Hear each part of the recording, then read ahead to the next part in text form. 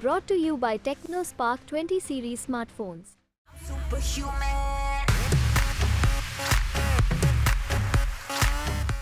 जो इनका कद जैसे विक्रमादित्य है, इनकी पे ये एक परंपरागत सीट है।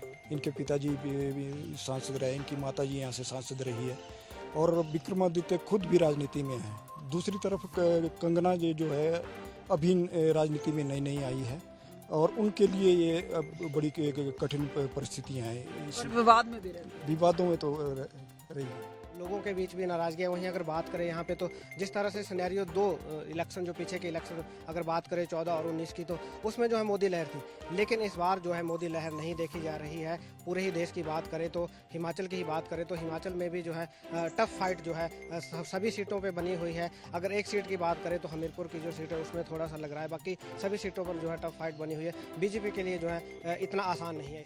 आज की तरीके मैंने इसका भी अभी कल बीजेपी क्या 4-0 करेगा? आपको लगता है इस बार 2-2 हो सकता है या कोई और भी हो सकता है या 3-1 भी हो सकता है? 4-0 तो नहीं हो सकता, लेकिन 2-2 हो सकता है। शिमला और मंडी कांग्रेस के पक्ष में जा सकती है और हमीरपुर और कांगड़ा जो है बीजेपी के पक्ष में है। देखिए, मोदी का लहर तो नहीं है, लेकिन मोदी के आने का इम्पैक्ट 24 तारीख जो 24 मई को जो है मोदी जी की मंडी में रैली हो रही है और अक्सर देखा गया है कि मोदी के आने के बाद जो है थोड़ा सा चुनाव में फर्क पड़ता है, जैसे शिमला में आएंगे और मंडी में आएंगे।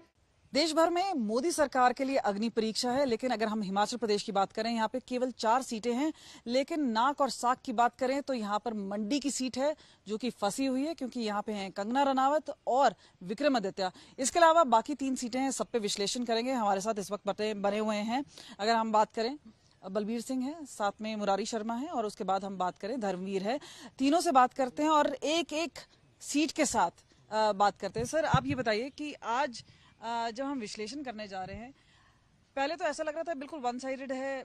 2014 में देखा, 2019 में देखा कि भाजपा के खेमे में सीट जा रही थी, लेकिन अब ऐसा लग रहा है कि कहीं ना कहीं कंपटीशन है। ये प्रतिभा सिंह जो हमारी सांसद है, जो बाई इलेक्शन में बनी थी रामस्वरूप जी के निधन के बाद, पहले माना जा रहा था कि वो कैंडिडेट होंगे, लेकिन जब कांग्रेस को लगा कि वो कमजोर कैंडिडेट होंगे तो उन्होंने आज एकदम से उनके बेटे विक्रमादित्य जी को उतारा। वो एक युवा चेहरा है और क्योंकि उनका पारिवारिक पृष्ठभूमि पूरी राजनीति से रही है, तो उनके आने के बाद ये एकदम से जो है तस्वीर बदली है और जो है यहाँ पर पूरी कांटे की टक्कर हो गई। पहले जयराम जी का नाम लिया जा रहा था यहाँ से, तो जयराम जी अपने आप में सशक्त कैंडिडेट थे, लेकिन कहीं ना कहीं ऐसा लगता है कि जयराम जी उससे पीछे हटे और कंगना रनौत को जैसे टिकट मिला।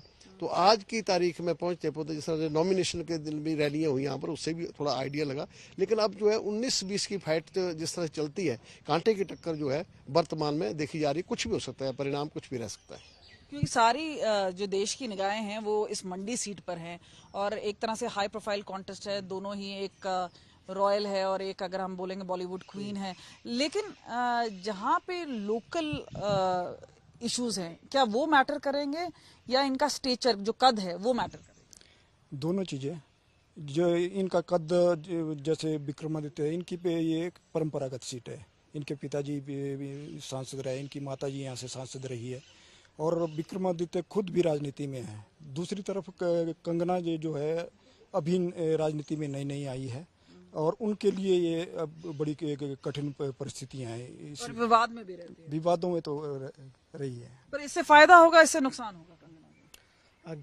जहाँ तक लगता है ना इस सीट पे, क्योंकि नुकसान की बात है तो ज़्यादातर लग रहा है नुकसान ही होगा, क्योंकि इनसे जो कैडर वोट है वो भी नाराज नज़र आ रहा है, क्योंकि किसी कार्यकर्ता को टिकट नहीं दिया गया, हाईकमान से इसको टिकट दिया गया, तो जिसकी नाराज़गी जो है कार्यकर्ताओं में भी है और लोगों के बीच भी नाराज़गी है। वहीं अगर बात करें यहाँ पे तो जिस तरह से सिनेरियो दो इलेक्शन जो पीछे के इलेक्शन अगर बात करें 14 और 19 की, तो उसमें जो है मोदी लहर थी, लेकिन इस बार जो है मोदी लहर नहीं देखी जा रही है। पूरे ही देश की बात करें तो हिमाचल की ही बात करें तो हिमाचल में भी जो है टफ फाइट जो है सभी सीटों पर बनी हुई है। अगर एक सीट की बात करें तो हमीरपुर की जो सीट है उसमें थोड़ा सा लग रहा है, बाकी सभी सीटों पर जो है टफ फाइट बनी हुई है। बीजेपी के लिए जो है इतना आसान नहीं है इस बार। बीरबल जी, आपको भी ऐसे ही लग रहा है कि ये जो फाइट जो हमीरपुर में आप मान रहे हैं कि अनुराग ठाकुर ही जो 4 सीटें हैं, जिसमें कांग्रेस के लिए शिमला सीट पहले से ही बड़ी सुख मानी जा रही थी, क्योंकि वो उनकी परंपरागत सीट रही है। हाँ ठीक है, पिछले 2 इलेक्शनों में लगातार जो है बीजेपी वहाँ रही है, लेकिन जो मैंने आकलन किया है, जो मैंने देखा है, जो हम सारा जितना भी इसको समझ रहे हैं, उससे लगता है कि हमीरपुर में और कांगड़ा में बीजेपी के लिए बहुत बड़ी चुनौती नहीं है। आनंद शर्मा को जिस तरह से उतारा उन्होंने, आनंद शर्मा जो है बहुत बड़ा चेहरा है कांग्रेस का, लेकिन उनकी सारी कर्म भूमि जो है वो दिल्ली में रही है। उन्होंने कोई चुनाव, एक चुनाव उन्होंने 1982 में यहाँ लड़ा था, लेकिन उनको मतलब इस स्थिति तक, विजय की स्थिति तक लाना जो है कांग्रेस के लिए बड़ी चुनौती। मुख्यमंत्री भी मेहनत कर रहे हैं, दूसरे लोग भी कर रहे हैं, लेकिन उनको उठाना, उसमें जीत की स्थिति में लाने का जो है आज की तरीके, मैंने इसका भी अभी कल बीजेपी क्या 4-0 करेगा? आपको लगता है इस बार 2-2 हो सकता है या कोई और भी खेल हो सकता है या 3-1 भी हो सकता है? 4-0 तो नहीं हो सकता, लेकिन 2-2 हो सकता है। शिमला और मंडी कांग्रेस के पक्ष में जा सकती है, और हमीरपुर और कांगड़ा जो है बीजेपी के पक्ष में है, क्योंकि ये इनके दोनों जगह पे इनके कैडर भी ठीक है और कैंडिडेट भी मतलब मुकाबले में है इनके। आपका क्या मानना है, खासतौर पे क्या फैक्टर्स रहे हैं? क्योंकि इस बार कहते हैं कि वेवलेस सिलेक्शन है, दूसरी ओर बात कर रहे हैं कि फ्लड्स का फैक्टर था, बाकी सारी चीजें हैं, और अब जिस तरह से पहले जो वहाँ पे एक तरह से केक वॉक माना जा रहा था, बोला था कि मोदी एक नेशनल फिगर हैं, उनके नाम से ही वोट पड़ रहे थे, इस बार क्या बदला है? सबसे पहली बात तो मैंने आपको पहले भी बोला कि यहाँ जो है इस बार जो है बीजेपी ने जो है मंडी सीट की बात करें तो हाईकमान की ओर से टिकट दिया है कंगना को। कंट्रोवर्शियल रही है पहले से ही, आज भी उनके यही इस तरह के ही बयान है।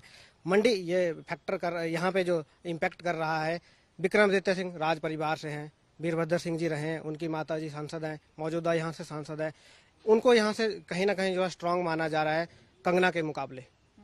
आप क्या मानते हैं? आप भी यही मान रहे हैं कि 2-2 हो सकता है, या आपको लगता है कि ये? देखिए, मोदी का लहर तो नहीं है, लेकिन मोदी के आने का इम्पैक्ट 24 तारीख जो 24 मई को जो है मोदी जी की मंडी में रैली हो रही है, और अक्सर देखा गया है कि मोदी के आने के बाद जो है थोड़ा सा चुनाव में फर्क पड़ता है, जैसे शिमला में आएंगे और मंडी में आएंगे।